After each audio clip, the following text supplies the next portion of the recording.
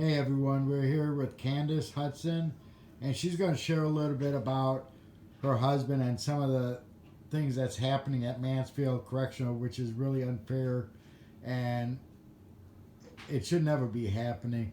Uh, the other, I think, it was about 2 weeks ago that he was assaulted.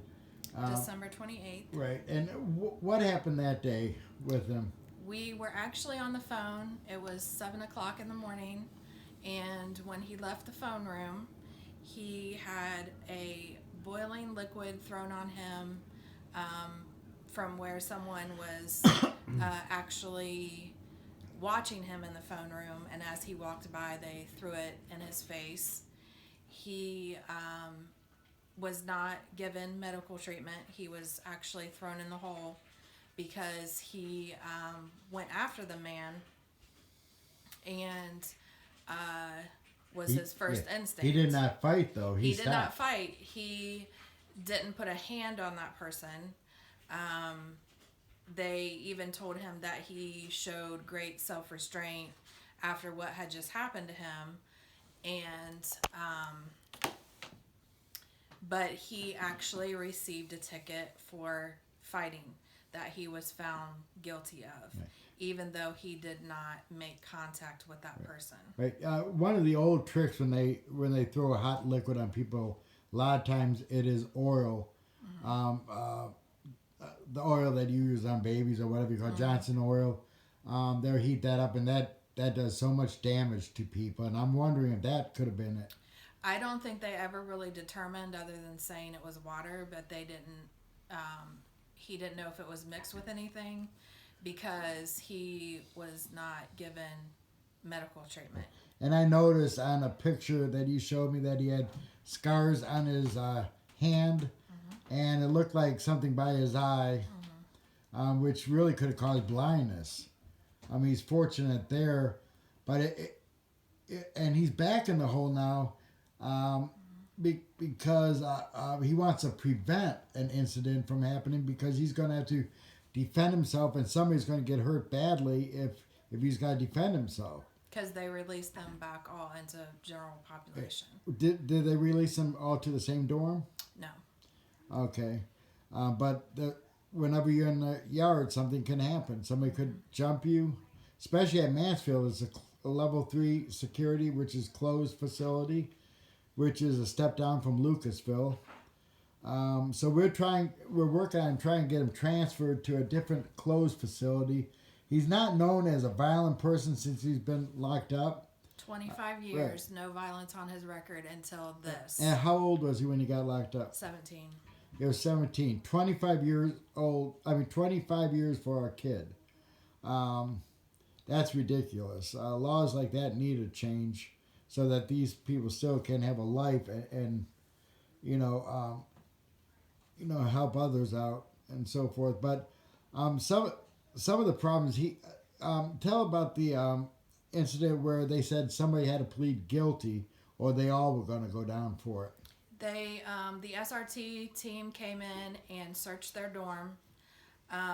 There were 5 cells, 2 men in each cell.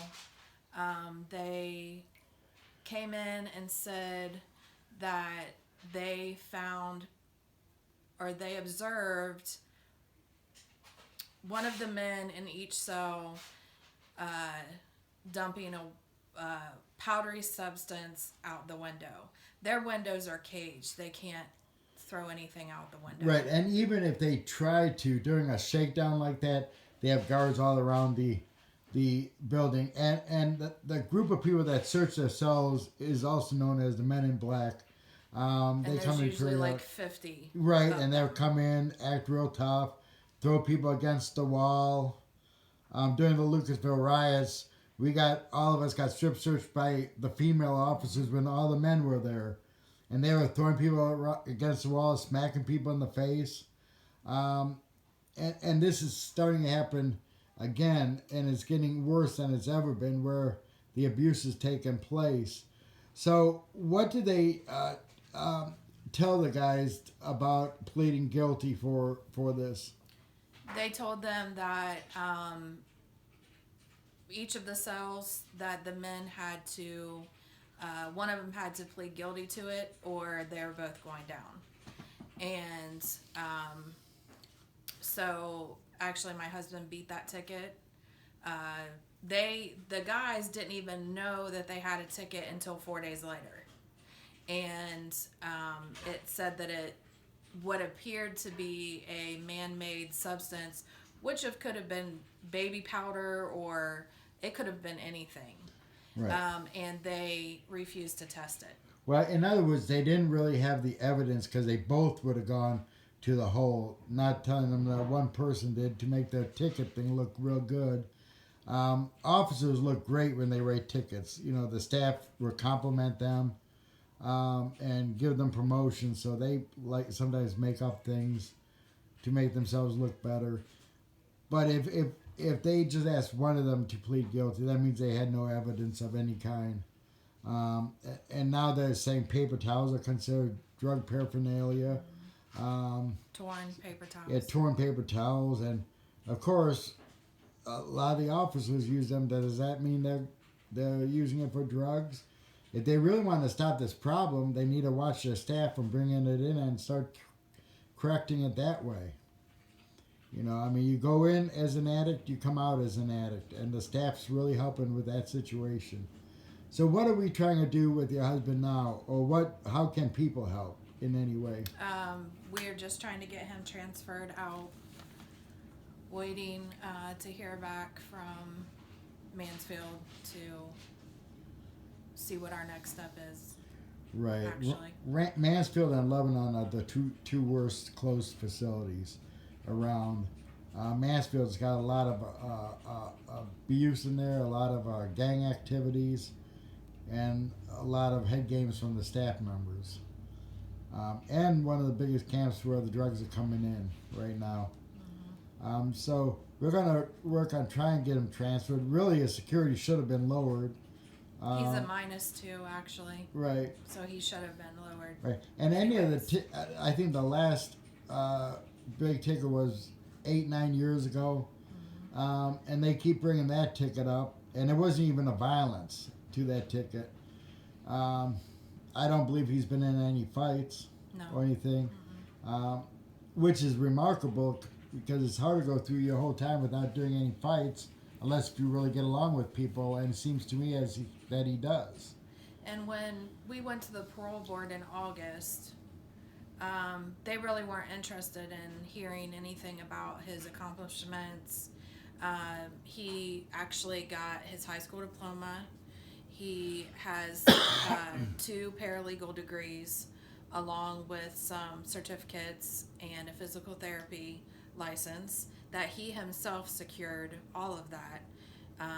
He wrote to senators, governors. He wrote to everyone about how the funding for education there is so low, that he received a $500 grant for it, and they were supposed to look into the education for the prisoners.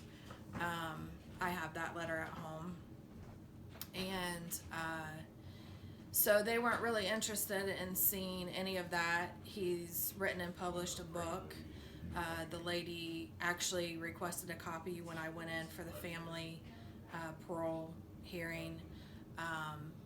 When he actually went to the parole board, they had somebody else's information in front of them, so they had misinformation from the get-go, and didn't ask him about any programs that he had completed, that he was supposed to complete. He's completed everything that has been offered to him, and all they wanted to do was talk about his charge.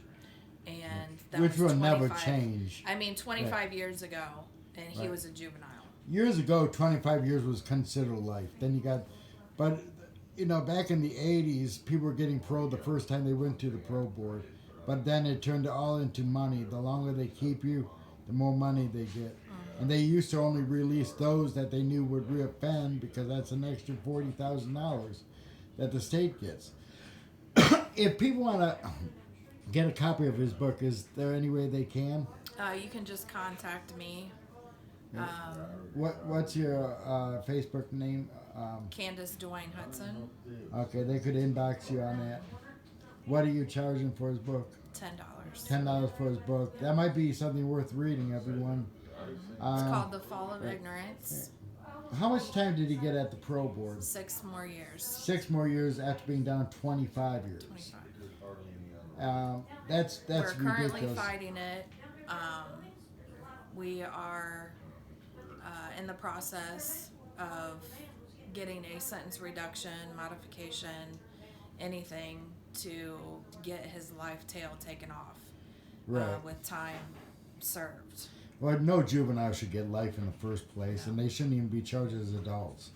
A 5-minute incident turns into 25, 30 years for a kid. Especially when there's no evidence in the case, no DNA evidence, no gun, no nothing. The whole thing was just wrong. Reminds me of an incident that happened in Mississippi in 1997, and an 8-year-old was pushing the little sister, and the mother said stop, where he let go of the cart, the baby went down the hill, got killed. They charged that kid as an adult, gave him 25 to life. He's still locked up, and he was 8 years old, and knowing he did not mean to kill that his sister. He got scared probably and let go because his mother said stop. Well, we're hoping that the laws will change and they will begin releasing the juveniles that have the life sentences, life tails, life without parole, because that does need to change. And Ohio has parole quite a board few. Needs to change. That it's unfair to have these old law prisoners in there, and then it's unfair they have 2 laws to begin with, and because what's happening is like the person who assaulted my husband, he's gonna get out regardless. He has nothing to lose, where my husband has everything to lose. That's why you should never put new law and old law together. The new law people can harass, pick on the old law. The old law gets punished. The new law guys leave no matter what. Yeah. So stuff they really need to either put everybody under the same law or keep people in different units, different institutions. Old law people get along great with each other for the most part, but when you have to deal with these young kids that's doing 2 years or less, which is 40% of the population, it gets difficult. So we need to start pulling for the juveniles. I know several of them that's been in, one since 15. I think Gina's boyfriend's been in since he was 15. And I was locked up with a few that was locked up. The youngest right now we have at Corrections Reception Center is 13. 13 or 14. And he's doing, I think, a 15-year sentence. So we've had 13 and 14-year-olds that had life sentences too in Ohio. The youngest boy that was executed was in 1987, a 14-year-old boy out of one of the southern states through the electric chair. So, and I don't want to see us going back to those days because, especially boys, their mental capacity is a little bit later than women. But at 17, 13, or 14, it's not completely there yet. Well, actually, Dwayne has another book that's going to be coming out, and it's called The Words of a Juvenile Condemned. And he is going to, he is talking about how his public defenders didn't show up to court. He went in front of the judge for his bound over trial by himself.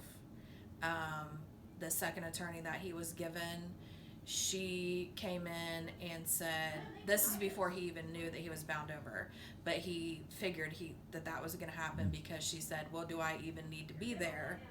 And he said, I don't, you would think that you would want to be there for your juvenile client, but he was just, had to go through it by himself.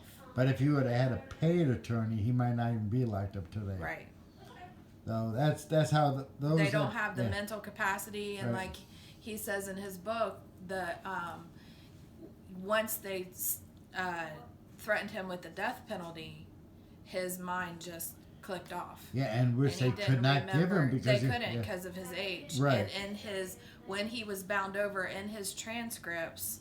Now this was the juvenile judge, but when he was bound over and went to the adult court, they told him that he could not be given the death If penalty. I remember correctly, too, Bill Mason was the prosecutor at that time, the head prosecutor. I would Him have to and then look. McGinty was an assistant at the time. Then McGinty became a prosecutor. They both had to leave because of ethics violations. One was convicting innocent people. They recalled a lot of Bill Mason's and McGinty's people back up for new trials. And I'd like to see that happen to some of the other people. And I would like to see charges brought against these people that wrongfully, deliberately convicted people for crimes they did not do. Yeah, I'll have to look through his transcripts and see. Right. But there was so much discrepancy even at the end in his transcripts. But the crazy thing about it is he had been in there for 25 years before I actually got his transcripts, because he thought that he had been given the whole thing and he hadn't. So it took 25 years for him to really see what was in the transcripts to know that there's two huge discrepancies Right. in it. And you both read them, right? Yes. Okay. So, and we're always looking for attorneys that want to volunteer their time, investigators. So contact us. There's a lot of people that need help that don't have the funding to help themselves. Thank you for sharing.